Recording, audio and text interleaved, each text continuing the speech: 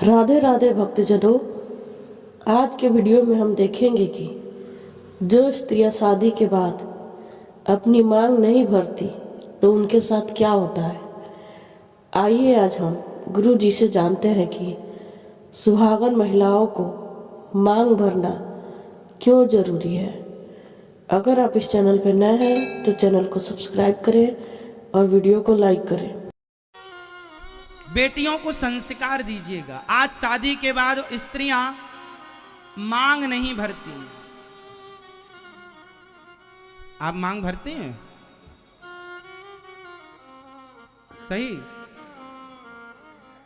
आप सब लोग मांग भरते हैं? कितने लोग मांग भरते हैं शादी के बाद? हाथ उठाओ। आप नहीं भरते?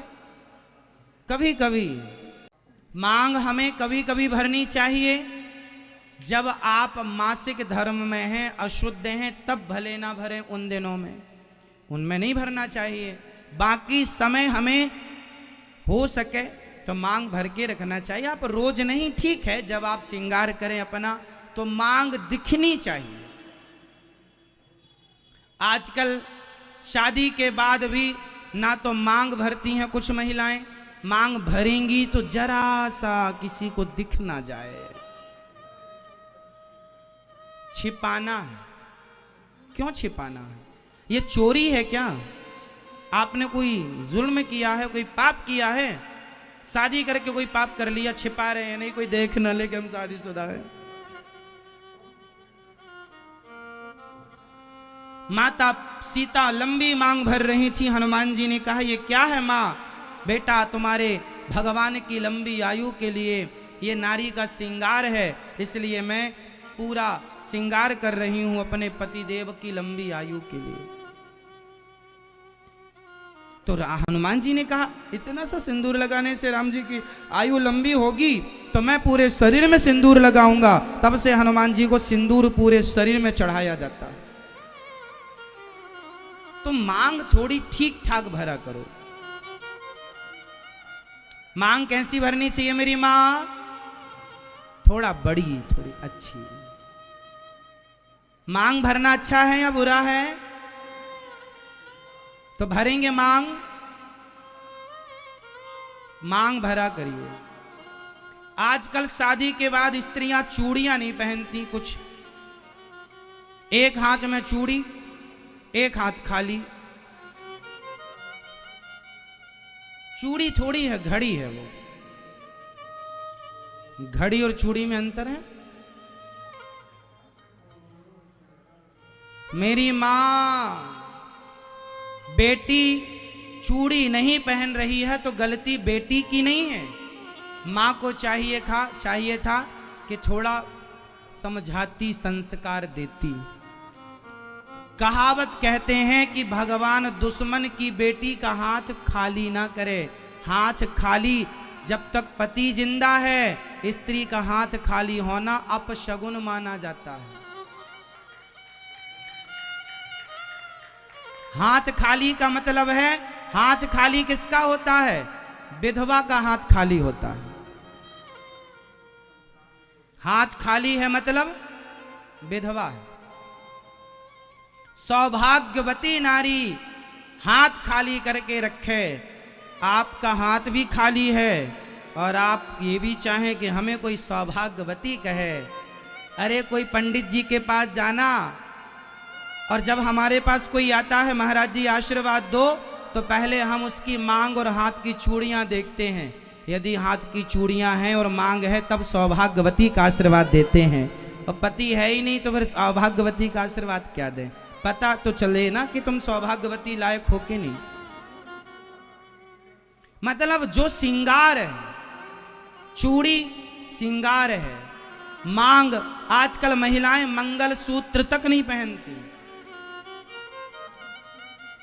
इतना भी 21वीं सदी में आप देखो, आगे जाएं, बढ़ें, मॉडल बन के रहें, पर संस्कार छोड़कर आप मॉडल बने तो ऐसा क्या? आप सिद्ध क्या करना चाह रहे हैं? संस्कारों को छोड़ के आप चाहते क्या हैं ये बताइए। क्या बनना है आपको? जमाना आपको लाइक करे, जमाना पसंद करे, तो कब मांग में सिंदूर होगी तो जमाना आपको पसंद नहीं करेगा। वो जमाना पसंद हमें क्यों करे? हमारा पति हमें पसंद करता है, इससे ज्यादा हमें किसी से क्या पसंद करवाना। नारी को उसका पति उसे पसंद करे ये अच्छा है, जमाना आपको पसंद करे इसकी चाहत नहीं है। हमारे यहाँ घूंघट परंपरा थी, नारियां सिर ढककर रखती थी, अब नहीं है, नहीं होना चाहिए, कोई जोर जबरदस्ती नहीं है, पर घूंघट परंपरा क्यों थी? पतिव्रता नारी अपने सिर को ढक कर इसलिए रखती थी कि हम पतिव्रता नारी हैं, हमें देखे तो केवल हमारा पति देखे, हमारे पति के सिवा हमें कोई ना देखे, इसलिए घूंघट परंपरा थी। लेकिन आजकल की तो बस पति को ना दिखाकर सबको दिखाती है। पति जब पास में रहेगा तो बनी रहेगी भूतनी, और घर से बाहर निकलेगी तो हीरोइन बन जाएगी। किसे दिखाना चाह रही हो तुम अपनी सुंदरता? अरे पति के लिए श्रृंगार किसके लिए होता है? बताओ, श्रृंगार नारी किसके लिए करती है? पड़ोसी के लिए या पति के लिए? पड़ोसी के लिए, ऐसा आप कह रहे हैं? आपके लिए नहीं करती आपकी श्रीमती जी श्रृंगार? देखो घर में फिर लड़ना मत इस बात को लेके। नारी श्रृंगार किसके लिए करें? पति के लिए, पड़ोसियों के लिए नहीं। जमाना हमें क्यों देखे साहब? हम क्यों दिखाएं अपने आप को जमाने को? इसलिए समझो, यदि आप इस मर्यादा को फॉलो नहीं करेंगे, जो नारी मनमानी होती है वह नारी सूपनखा हो जाती है। मनमानी है, कोई मतलब नहीं उसे परंपराओं से, संस्कारों से, जहां मन जाए, जिस जो भी पुरुष मिल जाए उसी को आई लव यू कह दे। वो सूपनखा ऐसी तो थी, राम जी के पास गई, तुम बहुत सुंदर हो, शादी कर लो। फिर लक्ष्मण जी, राम जी ने कहा लक्ष्मण जी के पास जाओ, उनके पास गई, तुम भी बड़े सुंदर हो, जो मिल जाए सबको आई लव यू कह देती थी। तो ऐसी नारियां सूपनखा होती हैं। और माता सीता अपने पति के सिवा, रावण ने कहा था सीता महारानी बना के रखूंगा, सोने का मृग देखा था, तुम्हारे मन में लोभ आ गया, सोने की लंका ले लो, ये मंदोदरी तुम्हारे कपड़े धुलेगी, आ जाओ मेरी बन जाओ। माता सीता ने ऐसे दुष्ट रावण, सोने की खान थी उसके पास, देखा नहीं। ये भारतीय नारी है, पति के सिवा देखना पसंद नहीं करती किसी पुरुष को, ये भारतीयता है। ये विदेशी कल्चर है सूपनखा वाला, कि बस अपने पति, सूपनखा का पति था, मर गया था, विद्युत जिह्वा नाम था, वो सबसे यही कहती फिरती थी मैं कुंवारी हूं, मांग भरती नहीं थी, चूड़ी उड़ी पहनती नहीं थी, सबसे कहे मैं कुंवारी हूं, जबकि शादीशुदा थी। तो आजकल कुछ महिलाएं ऐसी हैं, शादी के बाद भी एक गाना गाती हम तो कुंवारी हैं। इसलिए बेटियों को थोड़ा संस्कार दे दो मेरी मां, काम आएंगे। हमारे देश में नारियां पतिव्रता नारियां हुई हैं। माता अनुसुईया कौन थी? बोलो, पतिव्रता। हमारे यहां सूपनखा जैसी नारियां, ये लंका की महिला थी, भारतीय नहीं थी।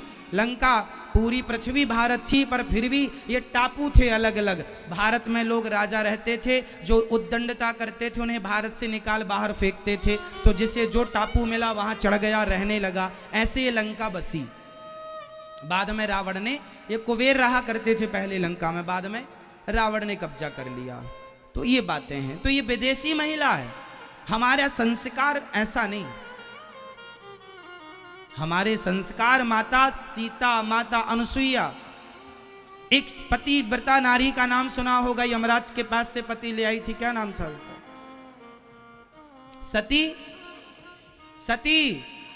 अब बताओ, सती सावित्री एक हाथ में चूड़ी पहनती थी और दूसरे हाथ में नहीं, ऐसा था क्या? सावित्री बनो मेरी मां, सूपनखा नहीं। मर्यादाएं सब जगह काम करती। ये मर्यादा यदि गई तो सब बच्चा के भी क्या करोगे? संस्कार चले गए, हमारे संस्कार चले गए और सब रह गया तो सब रखकर संस्कार गवाकर हम करेंगे क्या? हमारी पहचान हमसे नहीं है, हमारी पहचान हमारे संस्कारों से है। ये संस्कार हैं तो हम हैं, संस्कार नहीं रहेंगे तो हम नहीं रहेंगे।